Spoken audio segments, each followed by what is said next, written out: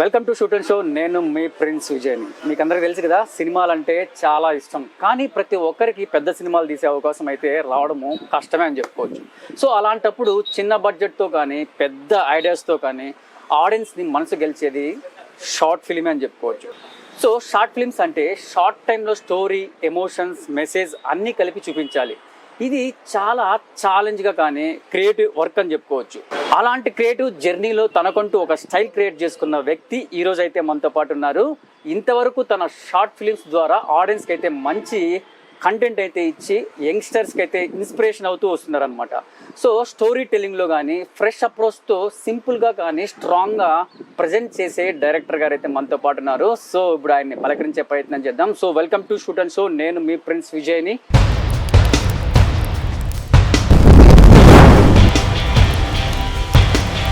So friends, ఈరోజు మన special guest చూసుకున్నట్లయితే బిఆర్ ప్రసాద్ గారు అయితే మనతో పాటు ఉన్నారు. సార్ నమస్తే. హాయ్ విజయ్, నమస్తే. బాగున్నారా? బాగున్నా విజయ్, బాగున్నా. బాగున్నాను సార్. ముఖ్యంగా మా షూట్ అండ్ షోకి మీ గురించి కొంచెం చెప్తారా? ఓకే విజయ్, ముందుగా షూట్ అండ్ షో ప్రేక్షకులకి అందరికీ నా హృదయపూర్వక నమస్కారాలు. సో నా ఎడ్యుకేషన్ మొత్తం మదనపల్లి అవుట్ సైడ్ జరిగింది. బి కొత్తకోట, రామకుప్పం, విజయవాడ, తిరుపతి. సో బేసిక్గా ఫార్మసీ బ్యాక్గ్రౌండ్ నుంచి వచ్చాను. మిడిల్ క్లాస్ ఫ్యామిలీకి సంబంధించిన. ఓకే. సో ఇంట్లో కొంచెం ఆర్థిక పరిస్థితులు అంతంత మాత్రం ఉన్నా. సో మా అమ్మ నాన్న సో చదువుని పక్కన పెట్టి ఆర్ట్ వైపు వెళ్ళడానికి మా నాన్న మా అమ్మ నాకు చాలా సపోర్ట్ చేస్తారు. మా ఫ్రెండ్స్ కొంతమంది ఉన్నారు. సో వాళ్ళకి ఫైనాన్షియల్గా సపోర్ట్ చేయడం వల్ల సో ఈరోజు ఇంతవరకు షార్ట్ ఫిల్మ్ తీయగలిగానంటే ఆ ఫ్రెండ్స్ సపోర్ట్ వల్ల. ఓకే. అసలు మీకు షార్ట్ ఫిల్మ్ తీయాలని థాట్ ఎలా వచ్చింది? యాక్చువల్లీ ఆర్ట్ ఫామ్ అనేది అన్లిమిటెడ్. సో నన్ను నేను ఎక్స్ప్లోర్ చేయడానికి అదొక బెస్ట్ వే అనిపించింది. సో నాలో కొన్ని ఐడియాలజీస్ ఉన్నాయి, నాకున్న కొన్ని భావజాలాలు ఉన్నాయి. సో వాటిని నేను ఎలా చెప్తే బాగుంటుంది. సో డాక్యుమెంటరీస్ అనుకున్నాము. యాక్చువల్లీ ముంబై అట్లా వెళ్ళి మంచి డాక్యుమెంటరీస్ అలా చేయాలనుకున్నా. సో డాక్యుమెంటరీస్ కంటే ఫిలిం అనేది జనాలకు చాలా తొందరగా రీచ్ అవుతుంది. సో నేను ఏదైతే చెప్పాలనుకున్న మెసేజ్ ఉందో ఆ మెసేజ్ అనేది జనాలకు చాలా ఈజీగా వెళ్తుంది. సో అందుకోసమని నేను షార్ట్ ఫిల్మ్స్ ని సినిమా ఫీల్డ్ ఎంచుకోవడానికి మెయిన్ ఇది. సో ప్రతి ఒక్క డైరెక్టర్కి ఒక సామాజిక దృక్పథం ఉండాలి. సో ఆ నాకున్న నాలెడ్జ్ ని సో జనాలకి సినిమా ద్వారా షేర్ చేస్తుంటున్నాను. ముఖ్యంగా చెప్పాలంటే మీరు షార్ట్ ఫిల్మ్లో అంటే ఏ కంటెంట్, ఏ జోనర్లో మీరు ముందుకు తీసుకోవాలని అనుకుంటున్నారు? సో ఇప్పటి వరకు నేను ఆడియన్స్కి ఏదో కొత్తదాన్ని ఇవ్వాలని ట్రై చేస్తాను. సంహవ్ కొన్ని మెసేజ్ ఓరియంటెడ్ చేశాను. సో అప్కమింగ్ ఏంటంటే సో ఆ జోనర్ని మార్చాను అనమాట. So mythological, horror, suspense. So అంటే ఇదొకటే చేయాలని కాదు, కానీ ఏం చేసినా నేను దాంట్లో ఒక సామాజిక అంశాన్ని ఖచ్చితంగా మేళవిస్తూనే చేస్తాను. కమర్షియాలిటీకి దూరంగా చాలా రియాలిటీకి దగ్గరగా చేసే ధోరణిలో నేను వెళ్తున్నా ముందుకు. అంటే మెసేజ్ ఓరియంటెడ్ గా టైప్ లో వెళ్తుందా? మెసేజ్ ఓరియంటెడ్ అని, కానీ దాన్ని డిఫరెంట్ వేలో అప్రోచ్ అవుతున్నాను. సో జనాలకి ఏదో ఇలా చేయండి, ఇలా మీరు ఇట్లా చేస్తే బాగుపడిపోతారు, సో ఇలా చేయండి ఇలా చేయండి అని వాళ్ళకి మెసేజ్ ఇవ్వకుండా సో ఇలా జరిగింది ఎలా దాన్ని ఓవర్కమ్ చేయాలనేది సినిమాలోనే ఉంటుంది. సో ఇప్పుడు చేయబోయే సినిమాలు కూడా అదే జోనర్ ఉంటుంది. ఇప్పుడు నార్మల్గా మీరు స్టోరీ రాసేటప్పుడు ఒక ఐడియా వస్తుంది, దాన్ని మీరు ఎట్లా ఇంప్లిమెంట్ చేస్తారు? అంటే ఇప్పటి వరకు రాసిన స్టోరీస్ అని విజయ్, నేను రియల్ లైఫ్ లో తీసుకున్న ఇన్సిడెంట్లు. సో ఫస్ట్ ఒక ప్లాట్ అనుకొని ఎలా చేయడం కాదు. సో బైక్ ట్రావెల్ చేస్తున్నప్పుడు లేకపోతే ఫ్రెండ్స్ ఇంటికి వెళ్ళినప్పుడు సో కొన్ని ఇన్సిడెంట్ అక్కడ చూసాను లైవ్ లో. అది నాకు కొంచెం మనసుకి చాలా అట్రాక్టివ్ అనిపించింది. అదే చాలా బాగుంది, దీన్ని మనం సినిమాలాగా చేస్తే బాగుంటుంది అనిపి ఈ ప్రేమ పేరేమిటో అనేది అదే యాక్చువల్లీ శ్రీకాళహస్తిలో ఒక రియల్ గా జరిగిన స్టోరీ అనమాట. ఈ ప్రేమ పేరేమిటో. సో ఒక అబ్బాయి, ఒక 25 years ఉన్న ఒక అబ్బాయి స్టిల్ వాళ్ళ అమ్మతో ఫోన్ లో మాట్లాడుతున్నది నాకు కొంచెం, వాళ్ళ అమ్మ చనిపోయింది, వాళ్ళ అమ్మతో ఇంకా ఫోన్ లో మాట్లాడుతున్నది నాకు చాలా బాగా అనిపించింది. బట్ ఎంత వాళ్ళ అమ్మతో ఎంత అట్రాక్టివ్ ఉన్నది, ఆ ప్లాట్ తీసుకొని నేను మిగతా స్టోరీ అంతా లైన్అప్ చేసుకుంటే. మీరు ఆ సీన్ ఎక్కడ చూసారు? అది కరెక్ట్ శ్రీకాళహస్తిలో ఏ సిచ్యువేషన్ లో చూసారు? ఏదో జాతరకి వెళ్ళాము. జాతరకి వెళ్తే ఫ్రెండ్స్ తో పాటు మంచిగా డిన్నర్ చేస్తున్నాము. ఆ టైంలో వాడు ఫోన్ వచ్చి పక్కన మాట్లాడుతున్నాడు. పక్కన వాళ్ళందరూ అతన్ని అరుస్తున్నారు, కానీ నాలో అబ్బాయిలో ఒక ప్యూర్ లవ్ చూపించాను. వాళ్ళ అమ్మ పైన తనకున్న ఒక ప్యూర్ లవ్ ని నేను అప్పుడు చూసాను. అంటే ఆ ఏజ్ లో అబ్బాయి అంటే చిన్నప్పుడు వాళ్ళ అమ్మ చనిపోవడంతో అబ్బాయి మెంటలీ అప్సెట్ అయిపోయాడు. ఓకే. సో కానీ ఇంకా వాళ్ళ అమ్మ అనే ఆ టాపిక్ మీద అతను స్టిక్ ఆన్ ఉండడం నాకు చాలా బాగా అనిపించింది. సో దాని నుంచి మిగతా అంతా డెవలప్ చేశాను. సో అది బాగా మంచి రీచ్ వచ్చింది. అంటే ఎట్లా రెస్పాండ్ అయ్యారు ఆడియన్స్ అంతా? సో మంచి కాన్సెప్ట్, డిఫరెంట్గా ఉంది, మేము ఇప్పుడు ఇంతకుముందు ఎప్పుడు చూడలేదు, చాలా ఫ్రెష్ అనిపించింది అని చెప్పడం. తర్వాత వచ్చి ఎందుకు షార్ట్ ఫిల్మ్ చేసావు, ఫీచర్ ఫిల్మ్ లా చేసిండొచ్చు కదా, కొంచెం ఎక్స్పెరిమెంటల్ టైప్ లో చేసిండొచ్చు కదా అని చాలా మంది అన్నారు. సో అప్పుడుకున్న బడ్జెట్స్ కి అప్పుడుకున్న చేయడానికి అది ఎనఫ్. నాకు ఆ టైంకి నాకున్న నాలెడ్జ్ కి అది నేను చేయడం ఎనఫ్. సో ఇప్పుడు ప్రెసెంట్ మీరు ఫీచర్ ఫిలిం అంటున్నారు కాబట్టి ఒక విషయం చెప్తున్నాను. మామూలుగా ఇక్కడ డైరెక్టర్ అవ్వాలనుకున్న వాళ్ళు పెద్ద పెద్ద ఇండస్ట్రీకి వెళ్ళి సినిమాలు తీయాలనుకుంటారు, కాకపోతే బడ్జెట్ అయితే వాళ్ళ దగ్గర ఉండదన్నమాట. సో ఈ షార్ట్ ఫిల్మ్తో మీరు ఎందుకు అడ్జస్ట్ అవుతున్నారు? అంటే మీలో అంత క్రియేటివిటీ ఉంది అంటున్నారు కదా, ఎందుకు మీరు పెద్ద ఇండస్ట్రీకి వెళ్ళట్లేదు, చిన్న షార్ట్ ఫిల్మ్తోనే అడ్జస్ట్ అవుతున్నారు? ఎందుకు వెళ్ళట్లేదంటే ప్రస్తుతానికి షార్ట్ ఫిల్మ్ ఎందుకు ఎంచుకున్నానంటే ఏదైతే నా నాలెడ్జ్ ఉందో, అంటే నేను ఏదైతే చెప్పదలుచుకున్నానో అది ప్యూర్గా నేను చెప్పగలను. ఇక్కడ ఎప్పుడైతే మనం ఒక కమర్షియల్ వేలో వెళ్తామో దానికి డిఫరెంట్ హంగులు ఆర్భాటాలను యాడ్ చేయాలి. సో నేను చెప్పాలనుకున్న దాన్ని ఆర్గానిక్గా చెప్పలేను. సో చాలా మంది ఇప్పుడు నా దగ్గర ప్రొడ్యూసర్స్ వచ్చి నేను హీరోగా చేస్తాను డబ్బులు పెట్టు అంటుంటే కూడా ఎందుకు ప్రొవైడ్ చేయకుండా సైలెంట్గా ఉన్నానంటే వాళ్ళు నా వేలో లేరు. సో నేను వెళ్ళి వాళ్ళ వేలోకి వెళ్ళి సినిమా చేయడం కానీ షార్ట్ ఫిల్మ్ చేయడం కానీ అనేది నాకు పర్సనల్గా నేను తీసుకోలేను. సో ఏదన్నా ఒక డైరెక్ట్ సినిమా అనేది ఒక డైరెక్టర్ ఆలోచనే.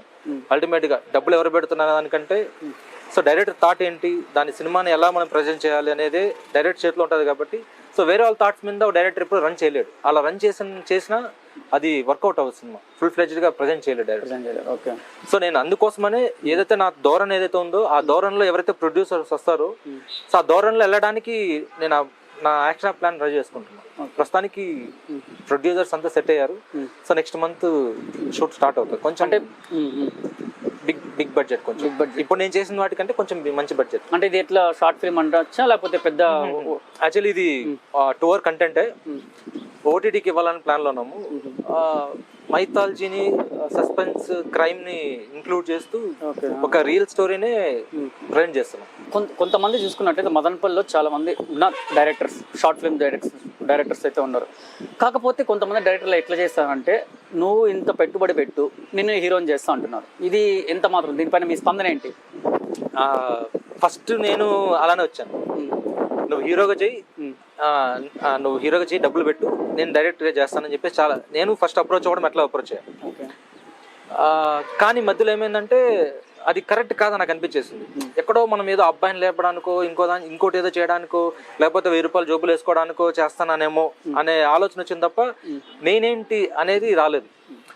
ఈ ప్రేమ పేరెంట్ ఇన్సిడెంట్ అప్పుడు కూడా ఈ స్టోరీ చెప్పిన తర్వాత అతను ఈ కథకు ఒప్పుకున్నాడు. తర్వాత ఏంటంటే తను వద్దన్నా లవ్ స్టోరీ చేద్దాం అనేసి అంటే మనసు నాకు ఒప్పుకోలేదు.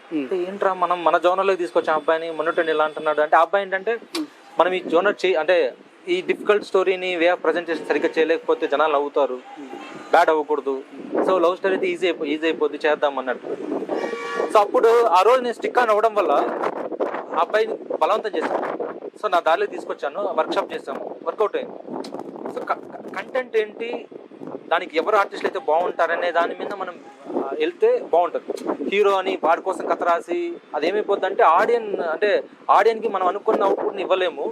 డైరెక్టర్ చాలా సఫర్ అవుతాడు, వాడికి తర్వాత కెరీర్ అనేది ఉండదు. సో అది సో ఎవరైతే హీరో అనుకుంటున్నామో వాళ్ళనే అప్రోచ్ అయ్యి డబ్బులు ఇంత పెట్టి చేయండి అని చెప్పడం వేరు.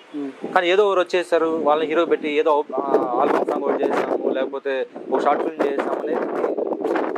మామూలుగా ఇండస్ట్రీలో చూసుకున్నట్టయితే కొన్ని రూమర్స్ వస్తాయి, అవి నిజమో కాదో మనకు తెలియదు. కాకపోతే ఒక డైరెక్టర్ ఇప్పుడు బాలకృష్ణ అని అనుకోండి, బాలకృష్ణ దగ్గరికి వచ్చి ఒక కథ చెప్పాడు. సో సెట్లోకి వెళ్తుంది. సో బాలకృష్ణ గారు సెట్లో అంటే డైరెక్టర్తో పాటు కలిపి నాకు ఈ సీన్లో వద్దు, నేను ఈ సీన్లో చేస్తాను అని టాక్ ఉంది, ఒక రూమర్ ఉంది. సో అలాగే మీరు కూడా హీరోని సెలెక్ట్ చేసుకున్నప్పుడు మీ కథలో దూరి నాకు ఇట్లొద్దు, నాకు ఇది బాగలేదు, అది బాగలేదు, నాకు ఇట్లా పెట్టు అట్లా పెట్టు అనే సన్నివేశాలు ఎప్పుడైనా జరిగాయా? చాలా జరిగింది. అంటే షార్ట్ ఫిల్మ్ ఇక్కడ మదనపల్లి చాలా చూసాను. ఆ అమ్మాయితో హక్ సీన్ పెట్టు, టచింగ్స్ పెట్టు అనడం ఘాట్ నుంచి, తర్వాత సాంగ్ పెట్టు అంటే రిక్వైర్మెంట్ ఉండదు, సాంగ్ పెట్టు, టైటిల్ మార్చు, హీరోయిన్ వాళ్ళ పెడదాం, హీరోయిన్ వీళ్ళ పెడదాం అనే కాటి నుంచి మా తమ్ముడు, మా అక్క, సో ఇలా అనే కాటి నుంచి చూసాను అవన్నీ. ఏదైతే అట్లా అనుకున్నామో అవన్నీ ప్రాజెక్ట్స్ మధ్యలో అయిపోయి ఈ సేమ్ ఆ ఈగో క్లాషెస్. ఇలానే చేయాలి, ఇలానే వెళ్ళాలి అనేది మా ఐడియాలజీ. సో వాళ్ళ దారిలోకి వెళ్ళి చేసే పరిస్థితులు అయితే అసలు లేవు. సో ఇట్లా చాలా ఉన్నాయి. అంటే మన మదనపల్లిలో అట్లా ఆర్టిస్ట్ లేరా? అంటే డైరెక్టర్ చెప్పి ఇదే చేయాలి అన్న ఆర్టిస్టులు వినే వాళ్ళు ఉన్నారా? చాలా తక్కువ ఉన్నారు. ఇంక్లూడ్ డబ్బులు పెట్టే ప్రొడ్యూసర్ కూడా నాకు నా సీన్లు పెంచండి, ఇలా చేయండి, అలా చేయండి అని, అంటే కథ వాళ్ళే రాసుకొని నీకు ఇస్తారనమాట. వాళ్ళ సీన్లు అంటే ఇలా లెంత్ పెంచి బాగుంటది అనే కాడి నుంచి, ఇలా ఈ సీన్లు కట్ చేసేయి, ఇది బాగలేదు అనే కాడి నుంచి నేను ఈ రీసెంట్ షార్ట్ ఫిల్మ్స్ వరకు నేను ఫేస్ చేసుకుంటూ వచ్చాను. బడ్జెట్ ఇష్యూలు, అంటే బడ్జెట్ ఇష్యూలు కొన్ని అయితే కొంచెం పర్సనల్, నేను ఎక్కువ కనిపించాలి అనే, డబ్బులు నేను పెడుతున్నాను కాబట్టి నేను ఎక్కువ కనిపించాలి అనే ధోరణి కూడా ఉంటుంది. అలాంటి ఏదైనా ఒకటి స్ట్రగుల్స్ అయింది, ఏదైనా ఒక విషయాన్ని మాతో షేర్ చేసుకుంటారా? అంటే చెప్పకూడదు, చెప్పొచ్చు, పర్లేదు. అంటే రీసెంట్ గా ఏమైంది ఏరువాకలో? అంటే మీ సెకండ్ షార్ట్ ఫిల్మ్ అది? Second short film. Too many, అంటే మధ్యలో ప్రాజెక్ట్స్ అప్పుడు టూ మెనీ ప్రొడ్యూసర్స్ అయ్యారనమాట. అంటే వాళ్ళ దగ్గర కొంచెం, వీళ్ళ దగ్గర కొంచెం ఇలా తీసుకొని చేశాను అనమాట. సో అప్పుడు ఏమైందంటే ఎవరి దారి వాళ్ళు అయిపోయింది. అందరిని ఒక తాటి మీద తీసుకొచ్చి చేయడానికి చాలా ఇదైనా. సో ఎప్పుడైతే నాకు ఓపెన్ మైండ్స్ ఓమస్తా స్టూడియోస్ అనే వాళ్ళు ఎప్పుడైతే సపోర్ట్ చేశారో, సో ఆన్ ప్రాసెస్ ని కరెక్ట్ గా కంప్లీట్ చేయగలిగిన. సో అట్లా కొంచెం ఉంటాయి విజయ్. మన ఇండస్ట్రీలో డైరెక్టర్స్ చాలా మంది ఉన్నారు, వాళ్ళ మీరు ఏమన్నా ఇన్స్పిరేషన్ తీసుకొని ఏమన్నా ఉందా? సుకుమార్ సారు నా all time favourite director. Puri Jagannadh గారు, వెట్రిమారన్ సారు, పారంజిత్ గారు, తమిళ్ డైరెక్టర్స్. సో వీళ్ళు నా ఇన్స్పిరేషన్. అంటే వీళ్ళు రకరకాల జోనర్స్ కదా, ఆ జోనర్స్ ని మీరు మిక్స్ చేసుకుని ఏమన్నా ఇక్కడ ఏమన్నా అలాంటి మూవీస్ ఏమైనా తీయాలనుకుంటున్నారా? Actually Puri sir commercial, Sukumar sir commercial. కానీ సుకుమార్ సార్ లో వే ఆఫ్ స్క్రీన్ ప్లే చాలా డిఫరెంట్ ఉంటుంది, ఆయన అప్రోచ్ చాలా డిఫరెంట్ ఉంటుంది. సో అది నాకు చాలా ఇష్టం. పూరి సార్ లో ఆ హీరో క్యారెక్టరేషన్ చాలా బాగుంటుంది. సో ఇప్పటివరకు నేను ఆ క్యారెక్టరేషన్ రాలేదు, కానీ సో ఇన్ ఫ్యూచర్ రాస్తే మాత్రము నాకు పూరి సారు ఇన్స్పిరేషన్.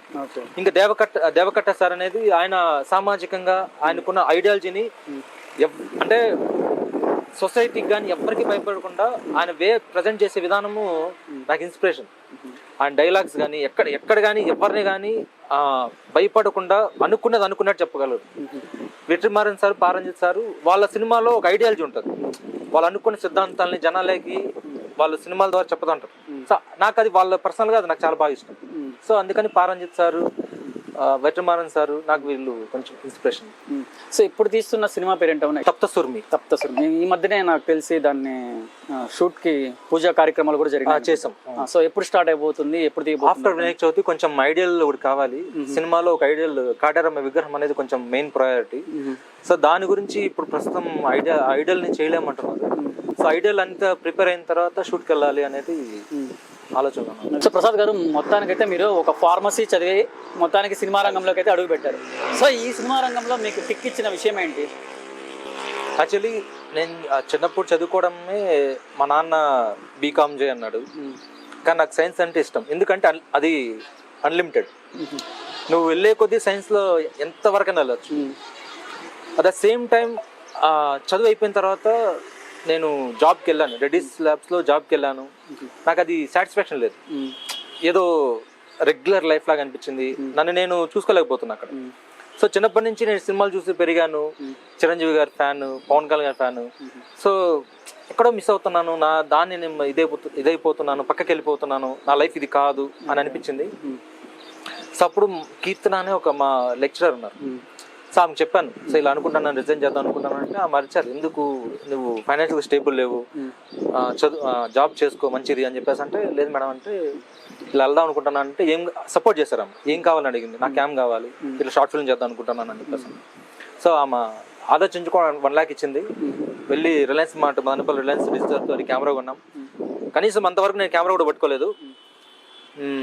అది ఉన్న క్రియేటివ్, చిన్నప్పటి సినిమాలు చూడడము, ఆ ఫ్రేమింగ్స్ అవన్నీ ఎట్లా మైండ్లోనే తెలియదు. కానీ ఫస్ట్ షార్ట్ ఫిల్మ్ ప్రొడ్యూసర్గా డిఓపీకి చేశాను.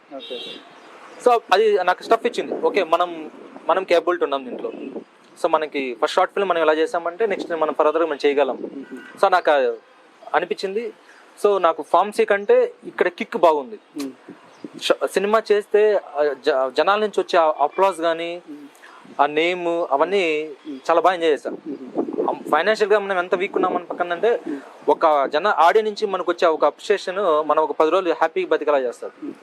సో ప్రస్తుతానికి నేను ఆ దారిలో ఉన్నా. ముఖ్యంగా చూసుకున్నట్లయితే ఇప్పుడు మీరు చెప్పినట్లు సుకుమార్ గారు ఇన్స్పిరేషన్ అన్నారు. సో ఆయన మ్యాథమెటిక్స్ సబ్జెక్ట్లో పెద్ద లెక్చరర్. సో ఆయన మ్యాథ్స్ పరంగా సినిమాలు అయితే తీస్తున్నారు. ఇప్పుడు మీరు ఫిజిక్స్ అన్నారు కాబట్టి ఏమన్నా దాంట్లో ఏమన్నా కెమిస్ట్రీ ఏమన్నా ఉంటుందా మీ షార్ట్ ఫిల్మ్స్? యాక్చువల్లీ ఆమె ఫార్మాటీ స్టూడెంట్. నేను చేసే ప్రతి సినిమాలో ఖచ్చితంగా ఒక డిసీజ్ ఉంటుంది. అది నేను చదువుకున్న బ్యాక్ డ్రాప్ నుంచి వచ్చింది. ఇప్పుడు ఈ ప్రైమ్ పేరెంట్లో మల్టిపుల్ పర్సనాలిటీ డిజార్డర్ అని ఒకటి ఉంటుంది. తర్వాత వచ్చి ఇప్పుడు తీయబోయే తప్తసురుమిలో కూడా ఒక డిజార్డర్ మీద వెళ్తా ఉంటుంది. సో అట్లా అనుకోకుండా తర్వాత వచ్చి కాలాంతక అని ఒక ఫ్యూచర్ ఫిలిం ఉంది. అది కొంచెం హై బడ్జెట్, కొంచెం దానికోసమనే తప్తసురుమే చేస్తున్నాం. సో దాంట్లో కూడా డిజార్డర్ ఉంటుంది. సో ర్యాబీస్ అనే ఒక డిజార్డర్ తీసుకొని ఇట్లా ప్రతి దాంట్లో నాకు సబ్ కాన్షియస్ గా అది ఉంటుంది. అది అనుకోకుండా వచ్చేస్తాం. మొట్టమొదటిగా మీరు మళ్ళీ రావా అనే సినిమా అదే షార్ట్ ఫిల్మ్ అయితే తీశారు. అందులో మీరు డిఓపిగా చేశారు, డైరెక్టర్ గా చేశారు, ప్రొడ్యూసర్ మీరే అనుకుంటా. సో ఇంత రిస్క్ పడి మీరు ఎందుకు ఈ సినిమా చేయాల్సి వచ్చింది?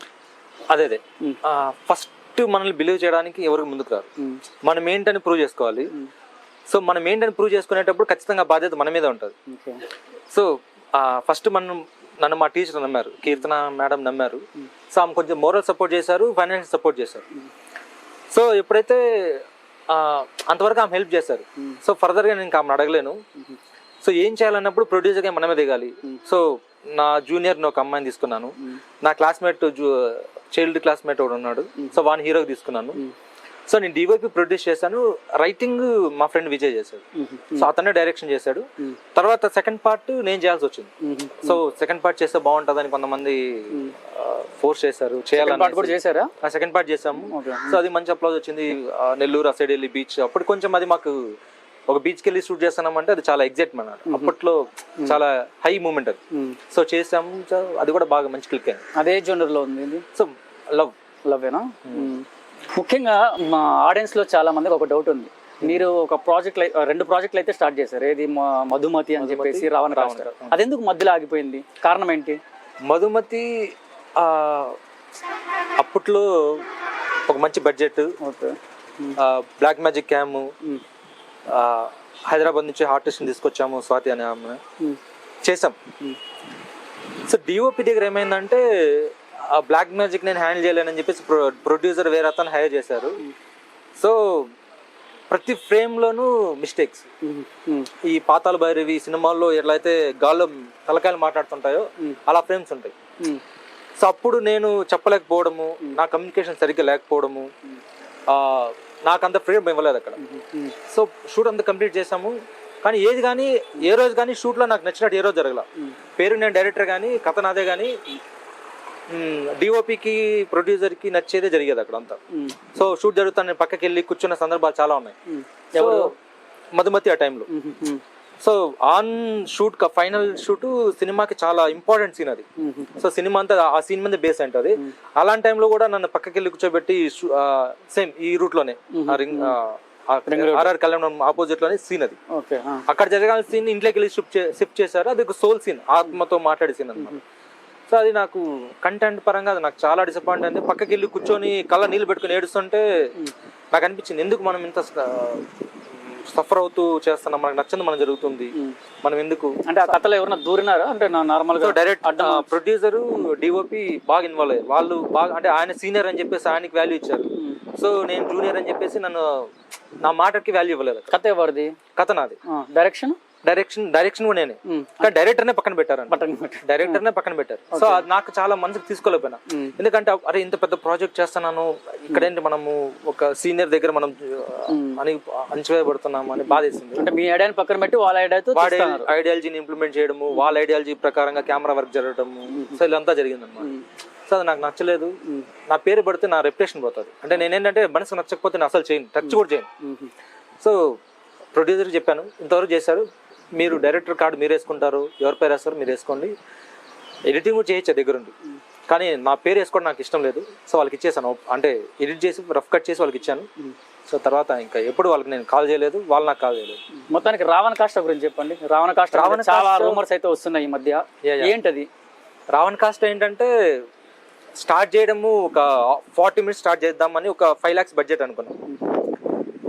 సో అదనపల్లి ఆఫీస్ ఓపెన్ చేసాము, మంచిగా వర్క్ ప్రీ ప్రొడక్షన్ వర్క్ అంతా జరిగింది. ప్రీ ప్రొడక్షన్ వర్క్కే 1 lakh ఖర్చు అయింది.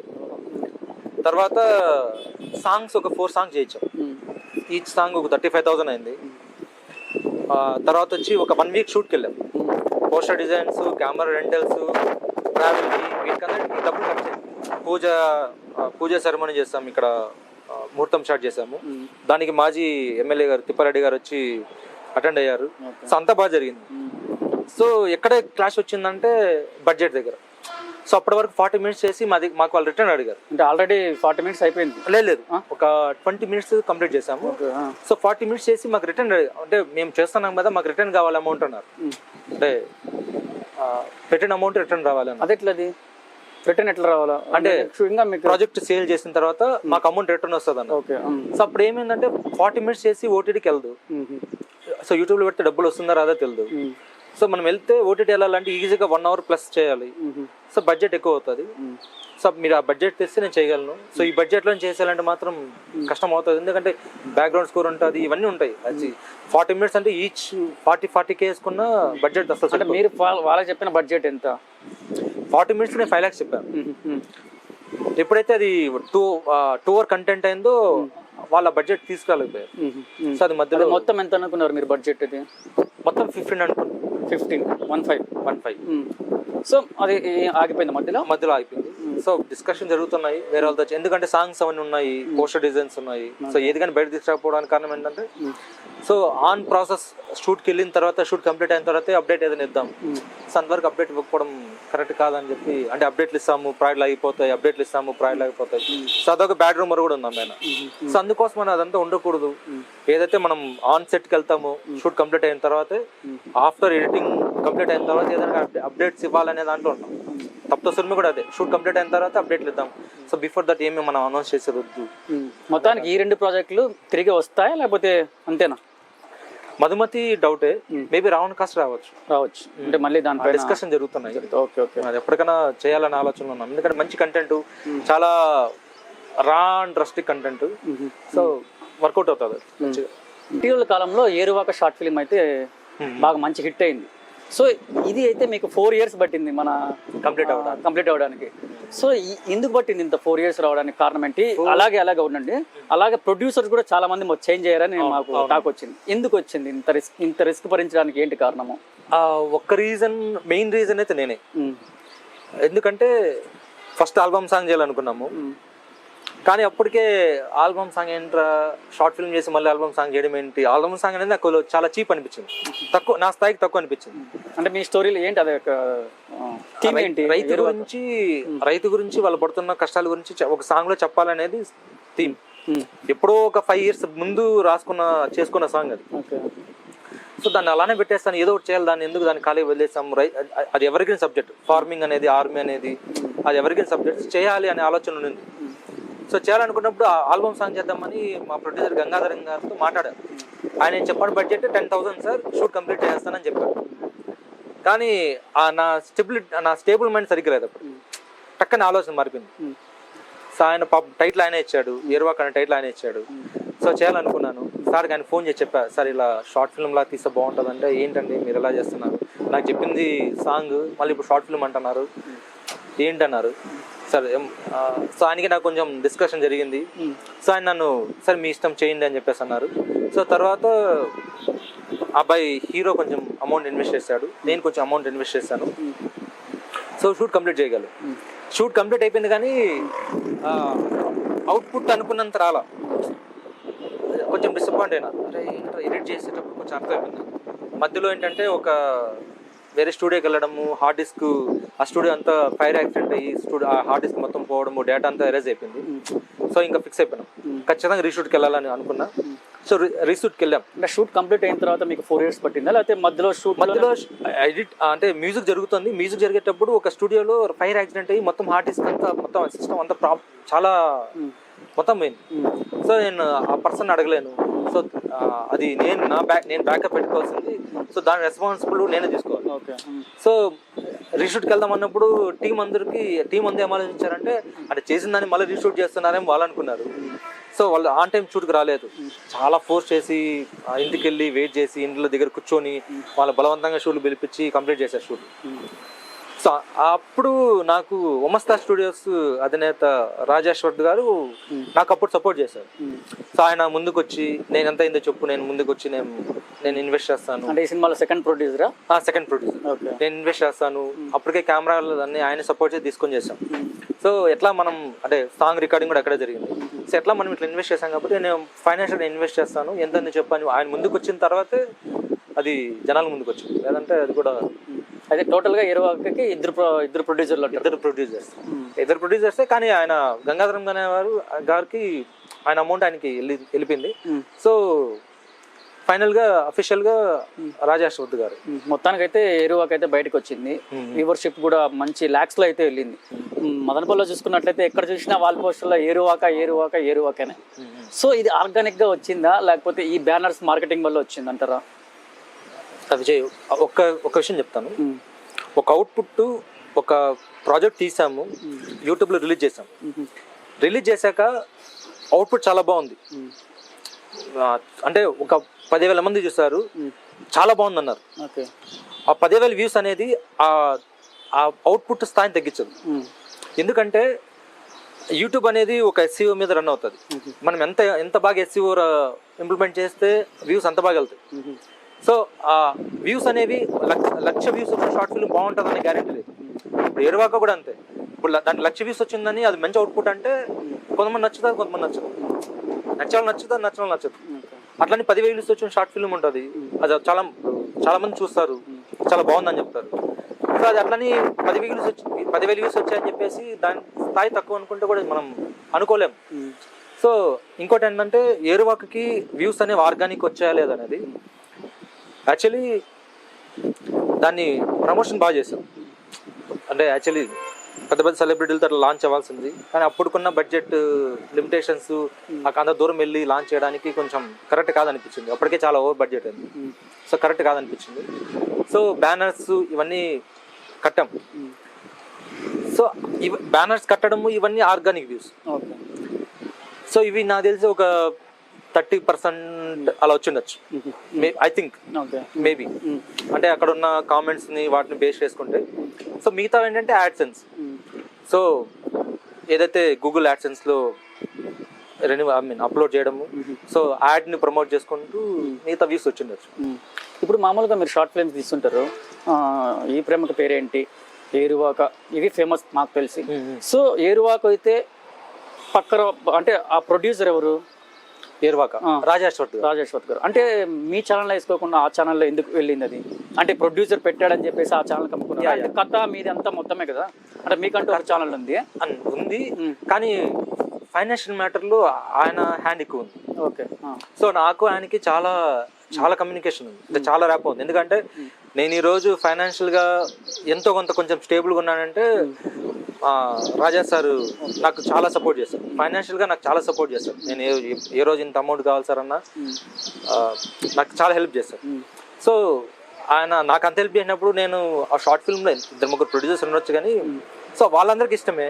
సో నాదేముంది, ఇంకా నేను అసలు ఆయన అడగడం నేను వెంటనే సార్ మీ ఇష్టం సార్ చేసుకోండి సార్ అని చెప్పేసి చాలా హ్యాపీగా ఇచ్చాను. సో మీరు ఫస్ట్ ఫిల్మ్ ఈ ప్రేమకు పేరేమిటి ఉంది కదా, అది మీ ఛానల్లో రిలీజ్ అయింది. అది కూడా ఏరువాక కంటే హై రేంజ్ లో వ్యూస్ అయితే వచ్చాయి. సో ఇది ఎలా జరిగింది, అంటే ఈ వ్యూవర్షిప్ ఎలా ఉంది, దీన్ని మీరు ఎలా మార్కెటింగ్ చేశారు, దీన్ని ఎందుకు మీరు బయట అమ్మలేకపోయారు, మీ ఛానల్లో వేసుకున్నారు? ఈ ప్రేమ పేరేమిటి అనేది సో ఎప్పుడైతే రిలీజ్ చేస్తామో దాన్ని మేము డిజిటల్గా బాగా ప్రమోట్ చేస్తాం. సమ్ ఇన్స్టా పేజెస్తో మాట్లాడుకొని, సో వాళ్ళతో కొలాబరేట్ అయ్యి వాళ్ళు పోస్టులు పెట్టడము, స్టోరీస్ పెట్టడం ఇలా జరిగింది. ఇంకోటి ఏంటంటే ప్రతి ట్రైలరు, ట్రీజరు, పోస్టర్ కార్డ్ నుంచి మేము సెలబ్రిటీలు లాంచ్ చేయించాం. సో జనాలకి ఆ నేమ్ బాగా వెళ్ళింది. ఈ ప్రేమ పేరేమిటో ఆ నేమ్ బాగా వెళ్ళింది.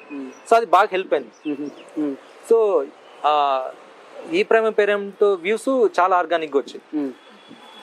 ఎందుకంటే చాలా మంది ఓన్గా దాన్ని ప్రమోట్ చేస్తారు. సో డిఫరెంట్ కంటెంట్, చాలా మంది ఫోన్ చేసి ఇట్లా చాలా బాగుందని ఫోన్లో ఏడ్చిన వాళ్ళు కూడా చాలా మంది ఉన్నారు. సో అది నేను దాన్ని చాలా ఆర్గానిక్గా తీసుకుంటాను. ఓకే. మీరు ఇంత కష్టపడి షార్ట్ ఫిల్మ్స్ అయితే భారీగానే తీశారు, మంచి పేరు కూడా వచ్చింది, దానికైతే మంచి వ్యూవర్షిప్ కూడా వచ్చింది. కాకపోతే మీరు పెట్టిన పెట్టుబడి అంత వచ్చిందా మీకు? ఇప్పటివరకు అయితే నో అనే చెప్పాలి. అంటే ఇప్పటివరకు పెట్టింది అయితే రాలేదు. ఎందుకు రాలేదంటే షార్ట్ ఫిల్మ్ తీయడము 35 మినిట్స్, సో దానివల్ల అయితే ఇన్కమ్ అయితే ఉండదు. ఏదన్నా మానిటైజేషన్ యూట్యూబ్ ఛానల్లో పెడితే గానీ ఇన్కమ్ ఉండదు. కానీ నాకు ఈ ప్రేమ పేరెంట్ హెల్ప్ అయింది ఏంటంటే, ఎప్పుడైతే నేను ఆ షార్ట్ ఫిల్మ్ నా దాంట్లో పెట్టానో నా ఛానల్ మౌంటైజ్ అయిపోయింది. సో నేను ఫర్దర్ ఏదైతే పెట్టుకుంటూ వస్తానో నాకు ఒక ఇన్కమ్ క్రియేట్, దాంట్లో సోర్స్ క్రియేట్ అయింది. సో దానికి హ్యాపీ. మేబీ ఐ థింక్ ఒమస్తా స్టూడియోస్ కూడా ఏర్వాక్ అనేది ఆ అచీవ్మెంట్ చేసిందని అనుకుంటున్నాను. సో మౌంటైజ్ అయింది అనుకుంటున్నాను. ఇప్పుడు మామూలుగా మీ దగ్గర ప్రొడ్యూసర్స్ వస్తూ ఉంటారు అనమాట. ప్రొడ్యూసర్స్ వచ్చేది ఏ విధంగా వస్తారు అంటే, వాళ్ళు మళ్ళీ మేము ఇంకా నీకు పెట్టుబడి పెడితే మేము ఇంకా ఎక్కువ సంపాదించుకోవచ్చునా అనే దృష్టితో వస్తారా, లేకపోతే మీ టాలెంట్ చూసి వస్తారా, లేకపోతే ఎట్లా? ఇప్పుడు 2 కేటగిరీలు ఉన్నారు. అంటే ఆర్ట్ ఫామ్ ని ప్రేమించి వచ్చే డబ్బులు పెట్టే ప్రొడ్యూసర్స్ ఉన్నారు, దాన్ని క్యాష్ చేసుకుందాం అనే ప్రొడ్యూసర్స్ ఉన్నారు. ఇంకో కేటగిరీ ప్రొడ్యూసర్స్ ఉన్నారు. అంటే ఒక హీరోయిన్ ఉంటుంది, సో డబ్బులు పెడితే ఆ అమ్మాయితో మనం మింగిల్ అవ్వచ్చు, సో ఆ అమ్మాయిని బెడ్ వరకు తీసుకెళ్ళచ్చు అనే కైండ్ ఆఫ్ ప్రొడ్యూసర్స్ ఉన్నారు. సో ప్రస్తుతానికి అట్లా అంటే మదనపల్లిలో కూడా ఉన్నారు అలాంటి వాళ్ళు. మదనపల్లిలో చాలా మంది అప్రోచ్ చేద్దాం, సో ఇట్లా చేద్దాము, ఆ హీరోయిన్ కమిట్మెంట్ ఇస్తుంది మాకు కనుక్కో అంటే, నేను షార్ట్ ఫిల్మ్ అని అయిపోతానేమో కానీ అంటే ఒకని కిందకి పంపించి సినిమా చేసేంత హీనమైన స్థాయిలో అయితే లేని అనుకుంటున్నా. సో వాళ్ళని పక్కన అట్లా పెట్టేస్తారు. సో సింగిల్ అంటే ఎప్పుడైతే వాళ్ళు అట్లా అప్రోచ్ అయ్యారో నెంబర్స్ బ్లాక్ చేయడం జరిగింది. చాలా సార్లు అడిగారు, మళ్ళీ చేద్దామని వేరే నెంబర్స్ అప్రోచ్ అవ్వడము, మధ్యలో కనిపిస్తే అడగడం ఇలా చేస్తారు, కానీ ఏ రోజు పట్టించుకోలేదు. అంటే ఎప్పుడు జరిగినాయి ఇలాంటి సిచ్యువేషన్స్ అన్నీ మీకు? సో లాస్ట్ 2-3 months నుంచి కూడా జరుగుతూనే ఇప్పటికీ జరుగుతున్నాయి. అంటే ఇప్పుడు కూడా కాల్స్ వస్తుంటాయి. మామూలుగా హైదరాబాద్ లో పెద్ద ఇండస్ట్రీలో చూసుకున్నట్లయితే యాక్షన్ కోచ్ అనేది ఉంటుంది. మదనపల్లిలో అంటే మన అసలు హీరోయిన్ తక్కువ, హీరోలు తక్కువ. మామూలుగా ఒక షార్ట్ ఫిల్మ్ తీస్తున్నాము, ఒక హీరోయిన్ సెలెక్ట్ చేయాలంటే వాళ్ళ అమ్మని అడగాల, వాళ్ళ నాన్న అడగాల, వాళ్ళ ఫ్యామిలీని మొత్తం అడగాలి. సో ఇంత ధైర్యంగా వీళ్ళు వచ్చి ఇంత కమిట్మెంట్ మాకు కావాలి అనే వాళ్ళు, ఇంత ధైర్యం ఎక్కడి నుంచి? ప్రాబ్లం ఎక్కడ ఉందంటే, సినిమాలో యాక్ట్ చేసే అమ్మాయి అంటే ఆ అమ్మాయి అన్నిటికీ ఓపెన్ గా ఉంటది, అన్ని వదిలేసి వాళ్ళకి అన్ని అర్థమవుతాయి, సో అవన్నీ తెలిసే వాళ్ళు సినిమాలోకి వచ్చారు అనేది జనాల్లో నా అపోహ. కానీ ఏదైతే ప్రొఫెషన్ ఉందో, ఫార్మసీనో లేకపోతే ఇంజనీరింగ్, ఇలా ఏదైతే ప్రొఫెషన్ ఉందో అలాంటి ప్రొఫెషనల్ సినిమా కూడా. సో దాన్ని ఎందుకు మీరు అలా చూస్తారు? సో అంటే ఒక అమ్మాయి సినిమా చేస్తుందంటే ఆ అమ్మాయికి ఆ సినిమా పట్ల ఉన్న ప్యాషన్ చూడాలి. కానీ సో దాన్ని ఏదో అమ్మాయి ఏదో వాళ్ళకి ఏదో వేరే సోర్స్ లేనట్టు, లేకపోతే ఆ సినిమా కోసం ఎంతవరకైనా దిగజారుతారు, బెడ్ వరకు వస్తారు అనేది జనాలు చాలా మంది అపోహ ఉంది. సో ఫస్ట్ దాన్ని వాళ్ళు మానుకోవాలి. ఎందుకంటే వాళ్ళకి అంత ఎంజాయ్మెంట్ని, అంత ఆర్ట్ ఫామ్ ఇచ్చే సినిమాని చూసి చాలా మంది నేర్చుకుంటారని నా స్ట్రాంగ్ ఫీలింగ్. బుక్ చదివి నేర్చుకునేది చాలా తక్కువ మంది కంటే సినిమాలు చూసి నాలెడ్జ్ గెయిన్ చేసే వాళ్ళు చాలా మంది ఉన్నారు. సో సినిమా మనిషికి జీవితాన్ని, వ్యక్తిత్వ వికాసాన్ని, వాడు ఎలా బతకాలో నేర్పిస్తుంది. సో కానీ దాంట్లో సినిమాలో యాక్ట్ చేసే ఆర్టిస్టులు మాత్రం మీరు ఎందుకు అంత బోల్డ్ గా చూస్తారు, ఎందుకు అంత చెడు ఉద్దేశంతో చూస్తారు? సో అది తప్పు. సో జెన్యున్ గా మీ దగ్గరికి ప్రొడ్యూసర్ వచ్చిన వ్యక్తి అంటే, నాకు రిటర్న్స్ కావాలి ప్లస్ మీలో ఉన్న టాలెంట్ కావాలి, నాకు 2 కావాలి అనే ప్రయత్నం చేయండి అని వచ్చి ప్రొడ్యూసర్ ఏమన్నా వచ్చారా? జెన్యున్ వచ్చారు. రీసెంట్ గానే కుమార్ గారు అని ఒకసారి వచ్చారు. So on process after Vinayaka Chavithi on సెట్స్కి వెళ్తున్నాము. సో అది మీ ప్రాజెక్ట్స్ చూసి వచ్చారా? నా ప్రాజెక్ట్ చూసి, సో నాకు అరే మీ దగ్గర టాలెంట్ ఉంది, సో అబ్బాయి అంటే నా వే ఆఫ్ ప్రజెంటేషన్ నచ్చింది దానికి, సో మనం ఇలా చేద్దాం. సో నాకు పెట్టిన దానికి నష్టం రాకపోయినా పర్లేదు, నేను పెట్టింది రిటర్న్ వచ్చేట్లుగా నువ్వు నాకు ప్రొవైడ్ చేసి అన్నాడు. ఎందుకంటే అది 1-2 hour కంటెంట్. సో నేను హ్యాపీగా నేను ఓటీటీ, నాకున్న సర్క్యులేషన్కి, నాకున్న నేమ్కి నేను ఖచ్చితంగా నేను ఓటీటీ వరకు తీసుకురాగలను. సో నేను బడ్జెట్ కూడా సిఆర్స్లో వెళ్ళట్లేదు, అట్లని డబుల్ డిజిట్ కూడా వెళ్ళట్లేదు, సింగిల్ డిజిట్లోనే మంచిగా చేస్తాను. ఖచ్చితంగా ఓటీటీకి వెళ్తుంది. సో మేము అనుకున్న రిటర్న్స్ రావచ్చు, ఖచ్చితంగా వస్తాయి. నేను అనుకున్న అవుట్పుట్ కూడా చాలా చాలా బాగా వస్తుంది. ఎందుకంటే ఇంతకుముందు చేసిన ప్రాజెక్ట్స్ అని చాలా లిమిటేషన్లు చేస్తాం, బడ్జెట్ అది ఇది చాలా లిమిటేషన్ చేస్తాం. కానీ ఇప్పుడు ఏంటంటే స్థాయి మారింది, బడ్జెట్ పెరిగింది, సో నా ఐడియాలజీ కూడా మారింది. సో అది ఖచ్చితంగా మంచి ప్రోడక్ట్ అవుతుంది. ఓకే, ఇప్పటివరకు అయితే మీలో డైరెక్టర్ యాంగిల్ చూసాము, ఏమంటారు రైటర్ యాంగిల్ చూసాము. సో డిఓపి కూడా మీలో టాలెంట్ ఉంది. సో అసలు డిఓపి కారణం ఎట్లా అది? అంటే మీరు ఎలాంటి లెన్స్ వాడతారు, ఎలా ప్రాజెక్ట్ చేస్తారు దాన్ని, ఒక ప్రాజెక్ట్ని? యాక్చువల్లీ సినిమా అంటే విత్ ఇన్ ద ఫ్రేమ్, అంటే ఆ ఫ్రేమ్లో నువ్వేం చూపిస్తావో అదే సినిమా. ఆ తెర వెనకాల ఏం జరుగుతుందని ఎవరికి అనవసరం అది. కానీ ఆ ఫ్రేమ్లో నువ్వు ఏం చూపించగలుగుతావో అదే సినిమా. కాబట్టి నేను ఏదైతే ఈ ప్రైమ్ మధుమతి షార్ట్ ఫిల్మ్లో నేను ఏదైతే ఫేస్ చేస్తాను, నాకు నచ్చని కెమెరా వర్క్ నేను చూస్తానో నేను ఫిక్స్ అయ్యా, మనం కరెక్ట్ రూట్ వెళ్ళట్లేదు, నా మాట తీరు అంటే నేను చాలా మెత్తగ్గా చెప్పడం అది నాకు అనిపించట్లేదు. సో నేను ఏదైతే అనుకున్నానో అది నేను ప్రజెంట్ చేయాలంటే ఖచ్చితంగా నాకు డిఓపి మీద ఖచ్చితంగా 100% స్కిల్ ఉండాలి. సో అప్పుడు ఫిక్స్ అయ్యా, టుమారో ఫిల్మ్ మేకర్స్లో కోర్స్ తీసుకున్నా, కంప్లీట్ చేశాను. సో కెమెరా మీద పూర్తి నాలెడ్జ్ గెయిన్ చేసిన తర్వాత ఎప్పుడైతే నేను రైటర్ కమ్ డైరెక్టర్ డిఓపి అయ్యానో నాకు ఆ ప్రోడక్ట్ చేయడం చాలా ఈజీ అయిపోయింది. చాలా మంది ఏమంటున్నారంటే ఎందుకు అంత రిస్క్ తీసుకుంటున్నావు, చాలా కష్టం కదా అది ఇది అంటున్నాను. కానీ నేనేమంటున్నా, నేను నా కళ్ళతో చూసే ఫ్రేమ్ నేను ఈజీగా ఎలాగలి పెట్టి టక్కని ప్రజెంట్ చేయగలుగుతాను. కానీ ఎప్పుడైతే నేను అదర్ పర్సన్ డిఓపి తీసుకొచ్చానో నేను అతనితో కమ్యూనికేట్ చేయాలి, ఈ లెన్స్ పెట్టాలి, ఇది పెట్టాలి, ఇది చేయాలని ఇలా దానికి చాలా ఎక్కువ ప్రాసెస్ ఉంది. సో ఎప్పుడైతే నాకు అది చాలా ఈజీగా కనిపిస్తుంది, చాలా మంది కష్టమంటున్నారు, కానీ నేను రైటింగ్ స్టేజ్లోనే కెమెరా యాంగిల్ ఎలా ఉండాలనేది కూడా నేను స్క్రిప్ట్లో రాసుకుంటా. ఏ లెన్స్ వాడాలి, అంటే ప్రతి జోనర్కి ఒక కెమెరా ఉంటుంది, ఈ జోనర్కి కెమెరా వాడితే బాగుంటుంది. ఒకటి లో లైట్లో వాడే కెమెరా ఉంటుంది, కొన్ని కెమెరాస్ మంచి దాని ఏమంటారు బ్యూటిఫుల్ లైటింగ్ ఇట్లా కెమెరాస్ కొన్ని ఉంటాయి.